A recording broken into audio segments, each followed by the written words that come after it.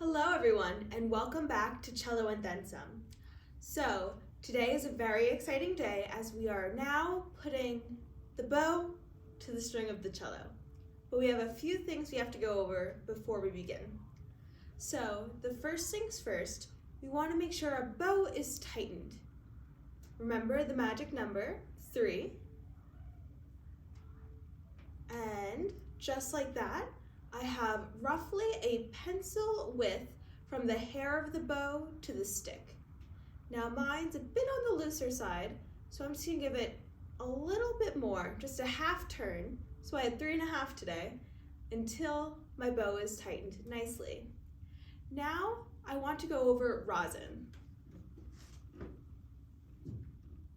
Rosin comes in a bunch of shapes and sizes. The one I have is Cecilia rosin. So open your rosin just like that. This is mine.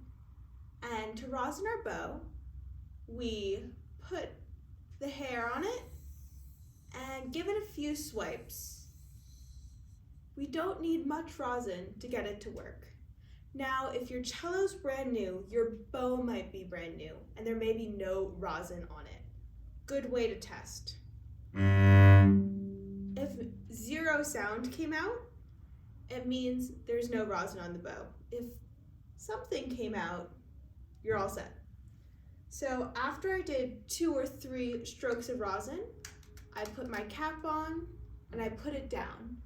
Now, rosin is extremely brittle, so if you drop it on a hard surface, like a hard floor, it is likely to shatter. So we want to be very careful with it.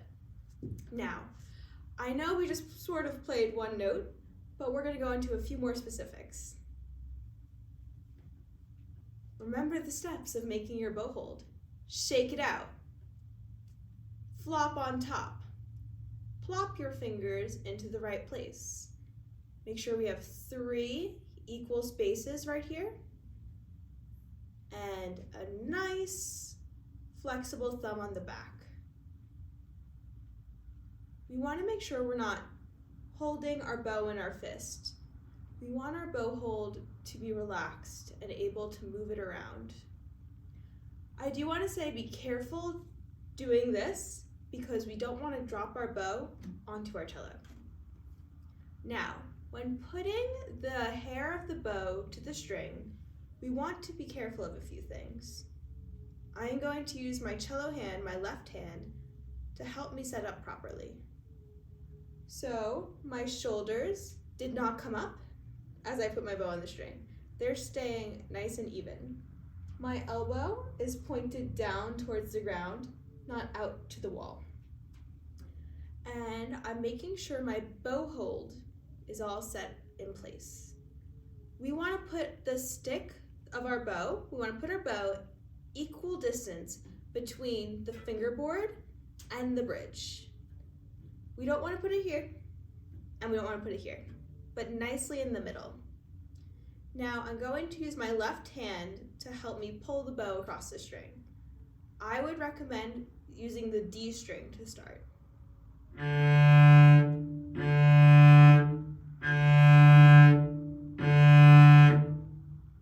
That is the sound we are looking for. If you're getting this sound, you're using way too much weight.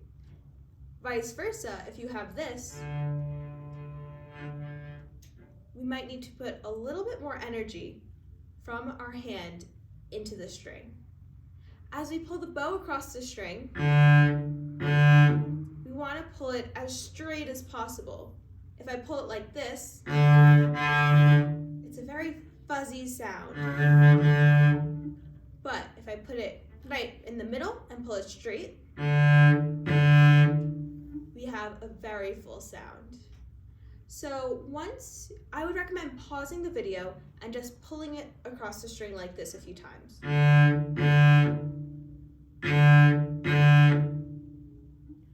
As you're doing that, make sure your bow hold stays nice and flexible. It's not doing this, it's not supinating, and you're not collapsing your hand. For now, try to remain remain in this area of your bow. Don't worry about playing out by the tip.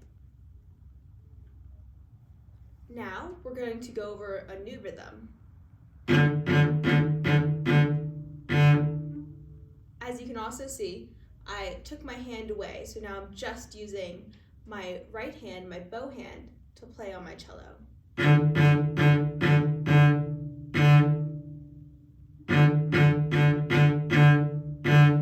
Rest, rest.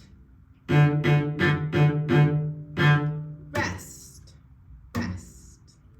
So I would highly recommend getting used to just playing in this area on open D.